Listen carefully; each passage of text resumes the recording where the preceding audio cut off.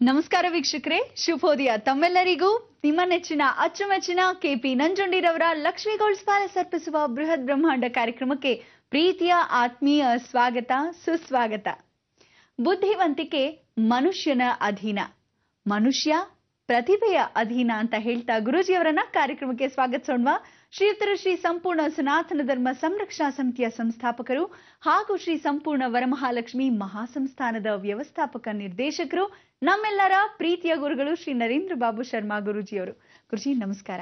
ಬೃಹತ್ ಬ್ರಹ್ಮಾಂಡ ಕಾರ್ಯಕ್ರಮಕ್ಕೆ ಪ್ರೀತಿಯ ಸ್ವಾಗತ ಗುರುಜಿ ತಮ್ಗೆ. ನಮಸ್ಕಾರ ಗುರುಜಿ, ಬುಧವಾರ ಇವತ್ತು ಯಾವ ವಿಶೇಷ ಮಾಹಿತಿಯನ್ನ ನೀಡ್ತಾ ಇದ್ದೀರಾ? ಎಲ್ಲ ವೀಕ್ಷಕ ಬಾಂಧವರಿಗೆ ಪರಿಪೂರ್ಣವಾದ ಸ್ವಾಗತ ನಿಮ್ಮೆಲ್ಲರ ಬ್ರಹ್ಮಾಂಡ ಲೋಕಕ್ಕೆ. ಇವತ್ತಿನ ಬ್ರಹ್ಮಾಂಡ ಲೋಕದಲ್ಲಿ ಪ್ರತಿಯೊಬ್ಬ ಮನುಷ್ಯನಿಗೂ ಜೀವಗಳಲ್ಲೂ ಒಂದೊಂದು ಅಣುಗಳಿರುತ್ತೆ. ಈ ಅಣುಗಳು ಲಕ್ಷಾಂತರ ಕೋಟಿ ಆಗಿರತಕ್ಕಂಥದ್ದು. 84 ಲಕ್ಷ ಕೋಟಿ ಪರಿಪೂರ್ಣವಾಗಿ ಅಣುಗಳಲ್ಲಿ ನಾವುಗಳು ಪ್ರಾಣಿ ಪಕ್ಷಿ ಗಿಡರಾಶಿಗಳು ಎಲ್ಲ ವಿಧವಾದ ಮನುಷ್ಯರು ಎಲ್ಲ ವಿಧವಾದ ಜೀವರಾಶಿಯಲ್ಲಿ ಹುಟ್ಟು ಬೆಳೆದು ಬಂದಿರತಕ್ಕಂಥ ಯೋನಿಕೂಟಗಳಲ್ಲಿ ಈ ಮನುಷ್ಯ ಜನ್ಮ ಬರುತ್ತೆ. ಇಂತಹ ಒಂದು ಮನುಷ್ಯ ಜನ್ಮ ಪರಿಪೂರ್ಣವಾಗಿ ನಾಯಿಯ ನಂತರ ನಿಯತ್ತಾಗಿದ್ದರೆ, ಪರಿಪೂರ್ಣವಾಗಿ ಆ ನಾಯಿಯ ನಂತರ ಆಗತಕ್ಕಂಥದ್ದೇ ಸರ್ಪಯೋಗ. ಸರ್ಪಗಳು ಬಹಳ ಚೆನ್ನಾಗಿದ್ದರೆ, ಒಳ್ಳೆಯ ವಿಷಜಂತು ಆಗಿದ್ದರೆ, ಇಂಥ ಒಂದು ಯಾವ ಕಾಲಕ್ಕೂ ಯಾರನ್ನೂ ಕಚ್ಚದೇ ಇದ್ದ ಪಕ್ಷದಲ್ಲಿ ಒಳ್ಳೆ ಪಶು ಯೋಗ ಅಂದರೆ ಒಳ್ಳೆ ಗೋವ ಆ ಜನ್ಮವನ್ನು ಸಿಗತಕ್ಕಂಥ ವಿಚಾರ. ಈ ಗೋ ಜನ್ಮದಲ್ಲಿ ಯಾರ ಮನೆ ಕುಟುಂಬ ಅಭಿವೃದ್ಧಿಯಾಗಿ ಒಳ್ಳೆ ಸಂತತಿಯನ್ನು ಅಭಿವೃದ್ಧಿಯನ್ನು ಪಡಿಸಿದ್ರೆ ಆ ಕುಟುಂಬದ ಏಳಿಗೆಯಿಂದ ಆಶೀರ್ವಚನವನ್ನು ಪರಿಪೂರ್ಣವಾಗಿ ಪಡೆದು ಭಗವಂತನ ಕೃಪಾಕಟಾಕ್ಷದಿಂದ ಒಂದು ಮತ್ತೆ ಪುನರ್ಜನ್ಮವೇ ಮನುಷ್ಯ ಜನ್ಮ. ಮನುಷ್ಯ ಜನ್ಮನಾಗಿದ್ದಾಗ 7 ಬಾರಿ ಹೆಣ್ಣಾದ ಮೇಲೆ ಪುರುಷ ಜನ್ಮ. ಇದಾದ ಮೇಲೆ ಮೋಕ್ಷ ಸಾಧನೆ. ಪ್ರತಿಯೊಬ್ಬನು ಸಾಯಬೇಕಾದ್ರೆ 7 ಸಲ ಹೆಣ್ಣಾಗಿ ಹುಟ್ಟದರೇನೆ ಅವನು ಸಾಯಬೇಕಾದ್ರೆ.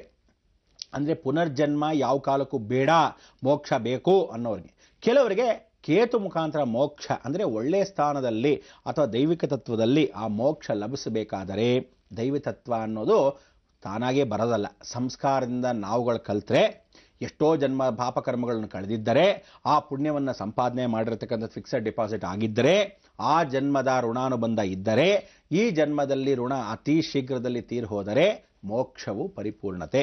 ಇಂಥ ಒಂದು ಮೋಕ್ಷ ಪರಿಪೂರ್ಣತೆ ಆಗಬೇಕಾದ್ರೆ ನಾವು ಜೀವಂತವಾಗಿರೋವರೆಗೂ ಮೋಕ್ಷ ಸಾಧನೆಯನ್ನು ಬಹಳ ಜನ ಪ್ರಯತ್ನ ಪಡ್ತಾನೇ ಇರಬೇಕು. ಮೋಕ್ಷ ಸಾಧನೆ ಎಷ್ಟವರೆಗೂ ಪ್ರಯತ್ನ ಪಡ್ತೀರಾ ಅಂದರೆ, ಪ್ರತಿಯೊಬ್ಬ ಮನುಷ್ಯನಿಗೂ ಇವತ್ತಿನ ದಿವಸ ನಾಳೆ ಬೆಳಗ್ಗೆ ಸಾಯಬೇಕಾ ಅಂದರೆ ನಾವು ಸಾಯೋಕ್ಕಾಗಲ್ಲ, ಅಥವಾ ನಾವು ಸಾಯಲೇಬಾರ್ದು ಬದುಕೇ ಇರಬೇಕು ಅಂದರೂ ಅದು ಸಾಧ್ಯವಿಲ್ಲ. ಕೆಲವರು ಪ್ರಯತ್ನ ಪಟ್ಟರು ಸಾಯಕ್ಕೆ ಸಾಧ್ಯವಿಲ್ಲ. ದಡಾರ ಅಂತ ದಾರ ಕಿತ್ತು ಹೋಗ್ಬೋದು, ಅಥವಾ ಟ್ರೈನ್ ಕೆಳಗೆ ಹೋಗಿ ಮಲ್ಕೊಂಡ್ರೆ ಅವತ್ತು ಟ್ರೈನೇ ಬರದೇ ಇರ್ಬೋದು. ವಿಷ ಕುಡಿದರೆ ಅಕಸ್ಮಾತ್ ವಿಷ ತಲೆಗೇರಲ್ಲ, ಸ್ವಲ್ಪ ಮಟ್ಟಿಗೆ ಮತ್ತೆ ಬಂದು ಆಮೇಲೆ ಎದ್ದು ಹೇಳ್ಬೋದು. ವಿಧಿ ಅನ್ನೋದು ಅದೇ ರೀತಿ. ಅದಕ್ಕೆ ವಿಧಿ ಲಿಪಿತವನ್ನು ಯಾರೂ ತಪ್ಪಿಸಕ್ಕೆ ಸಾಧ್ಯವಿಲ್ಲ. ಆ ವಿಧಿ ಅನ್ನತಕ್ಕಂಥವ್ನು ಯಾರು ಅಂದರೆ ಸಾಕ್ಷಾತ್ ಶನೇಶ್ವರ. ಇಂಥ ಒಂದು ಕರ್ಮಸ್ಥಾನವನ್ನು ಪರಿಪೂರ್ಣವಾಗಿ ಪಡೆದಿರತಕ್ಕಂಥ ಅಷ್ಟಮಾಧಿಪತಿ, ಅಷ್ಟಸ್ಥಾನವನ್ನು ಸಪ್ತಮಾಧಿಪತಿಯಾಗಿ ಬುಧವಾರದಂದು ನಾವು ಸ್ಮರಣೆ ಮಾಡಿಕೊಳ್ಳೋ ಈ ಮಖಾ ನಕ್ಷತ್ರ ಯಮಧರ್ಮರಾಜಂದು. ಇವತ್ತು ಹೇಳ್ತಾ ಇದ್ದೀನಿ ಕೇಳಿ. ಸೂರ್ಯನಿಂದ ಮಖಾ ನಕ್ಷತ್ರದಲ್ಲಿ ರೋಹಿಣಿಯಿಂದ ಪರಿಪೂರ್ಣವಾಗಿ ಬಂದಾಗ ಈ ಮಖಾ ನಕ್ಷತ್ರ ಯಮಧರ್ಮರಾಜನ ಒಂದು ಶ್ರೇಯಸ್ಕರವಾಗಿರತಕ್ಕಂಥ ನಕ್ಷತ್ರ. ಅಂದರೆ ಯಮಧರ್ಮರಾಜ ಧರ್ಮವನ್ನು ಪರಿಪಾಲನೆ ಮಾಡುವಾಗ ಮಖಾ ನಕ್ಷತ್ರ. ಯಾವಾಗ ಮೃತ್ಯುವನ್ನು ಕರ್ಕೊಂಡು ಹೋಗ್ತಾನೆ ಆವಾಗ ನೋಡಬೇಕು ರೋಹಿಣಿ ನಕ್ಷತ್ರ. ಈ ರೀತಿಯಾಗಿ ನಾವು ಅಶ್ವಿನಿ ಭರಣಿ ಕೃತ್ತಿಕ ರೋಹಿಣಿ ಮೃಗಶಿರ ಅಂದಾಗ ಆ ಭರಣಿ ನಕ್ಷತ್ರ ಧರಣಿ ಆಳ್ತಕ್ಕಂಥದ್ದು ಯಮಧರ್ಮರಾಜಂದು. ಅಂದರೆ ಯಮಧರ್ಮರಾಜನಿಗೂ ಅಶ್ವಿನಿ ನಕ್ಷತ್ರದಲ್ಲಿ ಇರ್ತಾನೆ, ಅದಾದ ಮೇಲೆ ಭರಣಿ ನಕ್ಷತ್ರದಲ್ಲಿ ಇರ್ತಾನೆ, ಧರಣಿಯನ್ನು ಆಳ್ತಾನೆ, ಅವನಿಗೆ ಮದುವೆ ಆಗತ್ತೆ. ತದನಂತರ ಹೀಗೆ ನಕ್ಷತ್ರ ಪ್ರಕಾರವಾಗಿ ಒಂದೊಂದು ಜನ್ಮ ಅಂತ ದೇವತೆಗಳಿಗೂ ಹಾಗೆ. ಸೊ ಪ್ರತಿನಿತ್ಯ ನಮಗೆ ಬೇಕಾಗಿರೋ ಮುಖ್ಯ ನಕ್ಷತ್ರವೇ ಜನ್ಮಸಾರ. ಇದಕ್ಕೋಸ್ಕರ ಇವತ್ತಿನ ದಿವಸ ನಾವು ಯಾರು ನೆನೆಸ್ಕೋಬೇಕು? ಕರ್ಮಾಧಿಪತಿ ವಿಧಿಲಿಪಿತವನ್ನು ಆ ಶನೇಶ್ವರನ ಸ್ಮರಣೆ ಮಾಡ್ಕೋಬೇಕು. ಯಮಧರ್ಮರಾಜನಾಗಿರ್ತಕ್ಕಂಥ ಮೃತ್ಯುವನ್ನು ಕರ್ಕೊಂಡು ಹೋಗೋನು, ಕರ್ಕೊಂಡು ಬರೋನು, ಅವನಾಗಿರ್ತಕ್ಕಂಥ ಕರ್ತವ್ಯ ನಿಷ್ಠೆಯನ್ನು ಪಡೆದಿರ್ತಕ್ಕಂಥವನು. ಧರ್ಮನಿಷ್ಠೆಯಲ್ಲಿ ನಾವು ಚೆನ್ನಾಗಿದ್ದರೆ ಆ ಕರ್ಮಾಧಿಪತಿ ಮೋಕ್ಷವನ್ನು ಕೊಡ್ತಾನೆ. ಅದಕ್ಕೆ ನಕ್ಷತ್ರಾಧಿಪತಿ ಅಂತ ಕರಿತೀವಿ. ಪ್ರತಿಯೊಬ್ಬರು ತಿಳ್ಕೊಳ್ಳಿ, ನಿಮ್ಮ ಹೆಸರಿಗೋಸ್ಕರ ನಕ್ಷತ್ರ ಮಾಡೋಗಿದ್ರೆ ಪ್ರಯೋಜನವಿಲ್ಲ. ಆದರೆ ನಕ್ಷತ್ರವನ್ನು ಬಿಟ್ಟು ಹೆಸರನ್ನು ಮಾಡ್ತಕ್ಕಂಥದ್ದು ಯಾವಾಗ ಅಂದರೆ ಚಂದ್ರನಲ್ಲಿ ನಕ್ಷತ್ರ ಕೂತ್ಕೊಂಡಾಗ, ಆ ರಾಶಿಯಲ್ಲೇ ನಕ್ಷತ್ರ ಸ್ವರೂಪದಲ್ಲಿ ಚಂದ್ರನ ಕೂತ್ಕೊಂಡಾಗ ನಿಮಗೆ ಆಗತಕ್ಕಂಥದ್ದೇ ವಿಶೇಷವಾಗಿರ್ತಕ್ಕಂಥ ಆ ನಕ್ಷತ್ರ ಯೋಗ. ನಕ್ಷತ್ರಗಳು ಗುಣಾಕರಣ ಮಾಡ್ತಾ ಇದ್ದಾಗ 28 ನಕ್ಷತ್ರಗಳು. ಅಭಿಜಿನ್ ನಕ್ಷತ್ರ ಅನ್ನೋದು ನಮ್ಮಲ್ಲಿ ನೋಡ್ತಕ್ಕಂಥ ವಿಚಾರ ಧನಿಷ್ಠ ನಕ್ಷತ್ರ ನಂತರ. ಅದಕ್ಕೋಸ್ಕರ ಶ್ರವಣ ಧನಿಷ್ಠ ಈ ಎರಡೂ ವಿಶೇಷವಾಗಿರ್ತಕ್ಕಂಥ ನಕ್ಷತ್ರದ ಮಧ್ಯದಲ್ಲಿ ಅಭಿಜಿನ್ ನಕ್ಷತ್ರ ಬರೋ ಸಮಯಕ್ಕೆ 4 ಲೀಪ್ ಇಯರ್ಸ್ ಅಂದರೆ ನಾವು ಏನು ಮಾಡ್ತೀವಿ, ಒಂದು ಲೀಪ್ ಇಯರ್ ಅಂದರೆ 4 ವರ್ಷಗಳ ಕಳೆದ ನಂತರ ಒಂದು ಲೀಪ್ ಇಯರ್, ಇಂತಹ ಒಂದು ವಿಶೇಷ. ಆದರೆ ಆ 4ನೇ ವರ್ಷಕ್ಕೊಂದ್ಸಲಿ ಹುಟ್ಟುಹಬ್ಬ ಆಚರಿಸ್ಕೋಬೇಕಾ ಬೇಡವಾ, ಅಥವಾ 4 ವರ್ಷಕ್ಕೆ ಇವನಿಗೆ ವಯಸ್ಸಾಗಲ್ವಾ, ಆ 3 ವರ್ಷಗಳ ಕಾಲ ಇದ್ದೇ ಇರುತ್ತೆ. ಅದನ್ನು ಯಾವ ಲೆಕ್ಕ ಅಂದರೆ ಗುಣಿಕಾರವನ್ನು ಹಾಕ್ತಾ ಇರ್ತಾನೆ. ಆ ಲೆಕ್ಕವನ್ನು ಯಾವತ್ತು ಹಾಕ್ತಾನೆ ಅಂದರೆ, ಅಕಸ್ಮಾತ್ ಲಕ್ಷಾಂತರದಲ್ಲಿ ಯಾವನಾದರೂ ಶಿಖಂಡಿ ಸ್ವರೂಪದಲ್ಲಿ, ಅವನು ಗಂಡು ಅಲ್ಲ ಹೆಣ್ಣು ಅಲ್ಲ, ಯಾವುದೋ ಒಂದು ತಾತ್ಪರ್ಯದಿಂದ ಅಥವಾ ಯಾವುದೋ ಒಂದು ಶಾಪದಿಂದ ಯಾವುದೋ ಒಂದು ಅಲಿಗ್ರಹದಿಂದ ಅವನು ಮಧ್ಯವನ್ನು ಪರಿವರ್ತನೆ ಮಾಡಿಕೊಂಡ್ರೆ, ಜೀವನದಲ್ಲಿ ಯಾವ ಕಾಲಕ್ಕೂ ಮದುವೆಯಾಗಿ ಸಂತತಿ ಅಭಿವೃದ್ಧಿ ಆಗಿಲ್ಲ, ಷಂಡನಾಗಿದ್ದರೆ ಅಂತ ಹೇಳ್ತೀವಿ. ಇಂಥ ಒಂದು ಪರಿವರ್ತನೆ ಆಗದಿದ್ದ ಪಕ್ಷದಲ್ಲಿ ಯಾರು ಇದನ್ನೆಲ್ಲ ಕಾಪಾಡೋದು? ರಾಕ್ಷಸ ಜನ್ಮ. ಇದಕ್ಕೆ ಈ ರಾಕ್ಷಸ ಜನ್ಮವನ್ನು ಪಡೆದಿರ್ತಕ್ಕಂಥವನು ದೇವ ಗುಣಗಳಲ್ಲಿ ಬಂದರೆ ಅವನಿಗೆ ಅಭಿಜಿನ್ ನಕ್ಷತ್ರವನ್ನು ಪ್ರಸಾದಿಸ್ತಾನೆ ಭಗವಂತ. ಇಬ್ಬರಿಂದ ಸಾಧ್ಯ, ಯಮಧರ್ಮರಾಜನಿಂದ ಮತ್ತು ಮೃತ್ಯುಂಜಯನಾಗಿರ್ತಕ್ಕಂಥ ಪರಮೇಶ್ವರನಿಂದ. ಪರಮೇಶ್ವರ ಯಾವ ಕಾಲಕ್ಕೂ ಬಿಳಿ ಕತ್ತೆಯ ಸ್ವರೂಪದಲ್ಲಿ ಕೂತಿರ್ತಾನೆ. ಯಾವಾಗ? ಕುಬೇರನ ಆಸ್ಥಾನದಿಂದ ಶನೇಶ್ವರನು ಕರ್ಮದೇವತೆಯಾಗಿದ್ದಾಗ ಅವನ ಭೂಲೋಕ ಸ್ಪರ್ಶವನ್ನು ಮಾಡಿದಾಗ ಕತ್ತೆಯ ಸ್ವರೂಪದಲ್ಲಿ. ಅದಕ್ಕೆ ಇವತ್ತು ನೀವೆಲ್ಲರೂ ಆ ಬಿಳಿ ಕತ್ತಿಯನ್ನು ಸ್ಮರಣೆ ಮಾಡತಕ್ಕಂಥ ವಿಧಿವಿಧಾನ ಅಂದರೆ, ಇವತ್ತೇ ಶನೇಶ್ವರನು ಕೈಲಾಸಕ್ಕೆ ಕಾಲಿಟ್ಟಾಗ ಯಮಧರ್ಮರಾಜನಿಂದ ದೂರವಾಗಿರ್ತಕ್ಕಂಥವನು ಜೊತೆಗೆ ಕರ್ಕೊಂಡು ಹೋಗಿ ಭೂಲೋಕವನ್ನು ಸ್ಪರ್ಶ ಮಾಡಿರ್ತಕ್ಕಂಥವನು, ಆಶೀರ್ವಾದ ಮಾಡಿಬಿಟ್ಟವನು ಸಾಕ್ಷಾತ್ ಈಶ್ವರ.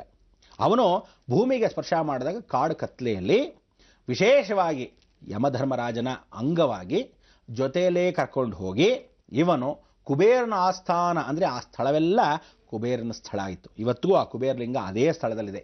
ಎಲ್ಲಿ ಅವನು ಗುಹೆಯಾಗಿತ್ತೋ, ಎಲ್ಲಿ ಕಲ್ಲು ಮರೆಯಲ್ಲಿ ಹೋಗಿರ್ತಾನೋ, ಎಲ್ಲಿ ಕತ್ತೆಯ ರೂಪವನ್ನು ಧರಿಸ್ತಾನೋ, ಕತ್ಲಲ್ಲಿ ಯಾವ ಕಾಲಕ್ಕೂ ಬೆಳಗಿಂದ ಸಾಯಂಕಾಲ ಗೋಧೂಳಿ ಲಗ್ನದವರೆಗೂ ಆ ಸ್ಥಳದಲ್ಲೇ ಇರ್ತಾನೋ, ಅದೇ ಪರಮೇಶ್ವರನ ಸ್ಥಾನ. ಇವತ್ತಿನ ದಿವಸದ ವಿಶೇಷವಾಗಿರ್ತಕ್ಕಂಥ ಮಾಹಿತಿ ನಿಮಗೆಲ್ಲ ಕೊಡೋದು. ಅದಕ್ಕೆ ವಿಧಿ ಎನ್ನೋದು ಪರಮೇಶ್ವರನಿಗೂ ಬಿಟ್ಟಿಲ್ಲ, ಆಶೀರ್ವಚನ ಅವನು ಕೊಟ್ಟಿದ್ದು ತಪ್ಪಿಲ್ಲ. ಯಾವ ಕಾಲಕ್ಕೂ ಯಮಧರ್ಮರಾಜ ಧರ್ಮವನ್ನು ಪರಿಪಾಲನೆ ಮಾಡೋದು ತಪ್ಪಿಲ್ಲ. ನಮ್ಮ ನಕ್ಷತ್ರ ದೋಷಗಳು ಹೋಗೋದು ಯಾವ ಕಾಲಕ್ಕೂ ಮೋಕ್ಷದ ತ್ರಿಕೋಣ ಕತ್ತೆ. ಅದಕ್ಕೆ ಆ ತ್ರಿಕೋಣ ಸಂಧಿಯಲ್ಲಿ ನಮಗೆ ಮೋಕ್ಷ ಬೇಕು ಅಂದರೆ ಇದನ್ನೆಲ್ಲ ದಾಟಿ ಬಂದರೆ ಮೋಕ್ಷ. ಯಾರಿಂದ? ವಿಧಿನ ತಪ್ಪಿಸ್ಕೋಬೇಕು. ಯಮಧರ್ಮರಾಜನಿಂದ ತಪ್ಪಿಸ್ಕೊಂಡು ಮೃತ್ಯುನ ಅಪಾರವನ್ನು ಪಡಿಬೇಕು ಅಂದರೆ ಒಳ್ಳೆ ಮೃತ್ಯುವನ್ನು ಪಡಿಬೇಕು. ಆ ಒಳ್ಳೆ ಮೃತ್ಯು ಪಡಿಬೇಕಾದ್ರೆ ಪರಮೇಶ್ವರನ ಆಜ್ಞೆ ಇಲ್ಲದೆ ಪರಿವರ್ತನೆ ಆಗೋದಿಲ್ಲ. ಕರ್ಮವನ್ನು ಅತಿ ಶೀಘ್ರ ಕಳ್ಕೋಬೇಕಾದ್ರೆ ನಾವು ಆ ಬಿಳಿ ಕತ್ತೆಗಳನ್ನು ಪೂಜೆ ಮಾಡಬೇಕು.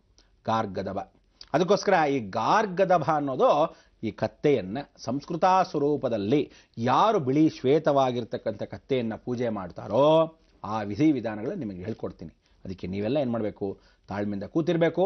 ಇಂಥ ಒಂದು ಸುದಿನ ಯಾವತ್ತೂ ಬರುತ್ತೆ ಬರಲ್ಲ ಅಂತ ಹೇಳೋಕ್ಕಾಗಲ್ಲ. ಎಷ್ಟೋ ಜನ ಪ್ರತಿಯೊಬ್ಬನು ಮಾತಾಡಬೇಕಾದ್ರೆ, ಪ್ರತಿಯೊಬ್ಬನು ಸಂಗೀತವನ್ನು ಹಾಡಬೇಕಾದ್ರೆ, ಚಿಕ್ಕ ಮಕ್ಕಳಿಗೆ ಗಂಟಲು ಸರಿ ಹೋಗಬೇಕಾದ್ರೆ ಈ ಕತ್ತೆ ಹಾಲನ್ನು ಹುಡ್ಕೊಂಡು ಹೋಗ್ತಾರೆ. ಈ ಕತ್ತೆ ಹಾಲನ್ನು ಯಾಕೆ ಹುಡ್ಕೊಂಡು ಹೋಗ್ತಾರೆ ಅಂದರೆ, ಎಷ್ಟೇ ಕಾಸ್ಟ್ಲಿ ಆಗಲಿ ಸ್ವಲ್ಪ ಮಟ್ಟಗಾದರೂ ಆ ಕತ್ತೆ ಹಾಲನ್ನು ಕುಡಿಸ್ತಾರೆ ಮಕ್ಕಳಿಗೆ, ಗಂಟ್ಲು ಸರಿ ಹೋಗೋಕ್ಕೆ. ಗಂಟ್ಲು ಬಾಯಲ್ಲಿ ವಿಶೇಷವಾಗಿ ಆ ಮಗುಗೆ ಒಳ್ಳೆ ಕಂಠ ಬರಲಿ ಅಂತ ಹೇಳ್ತಾರೆ, ಮಾತು ಬರಲಿ ಅಂತಕ್ಕಂಥ ವಿಚಾರ. ಆ ಮಾತಲ್ಲಿ ಸ್ವರ ಬಹಳ ಉಚ್ಚಾರಣೆಯಾಗಿ ಬರ್ತಕ್ಕಂಥದ್ದು. ಕತ್ತೆದು ಎಂಥ ಸ್ವರ ಆದ್ರೂ ನಮಗೆ ಬೇಕಾಗಿರೋದು ಶ್ವೇತ ಕತ್ತೆ. ಅದಕ್ಕೋಸ್ಕರ ಬಿಳಿ ಗಾರ್ಗದಭನ ಒಂದು ಹಾಲನ್ನು ಯಾತಕ್ಕೆ ತೊಗೊತೀವಿ?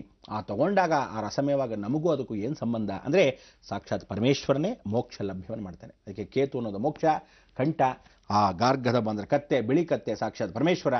ಆ ಮೋಕ್ಷವನ್ನು ಲಭಿಸ್ತವನೇ ಮೃತ್ಯುಂಜಯ. ಮೃತ್ಯುಗೆ ಪರಿವರ್ತನೆ ಮಾಡಿಕೊಂಡ್ರೆ ಎಷ್ಟು ಸಾಧನೆ ಮಾಡ್ಬೋದು ಅಷ್ಟು ಸಾಧಿಸ್ಬೋದು.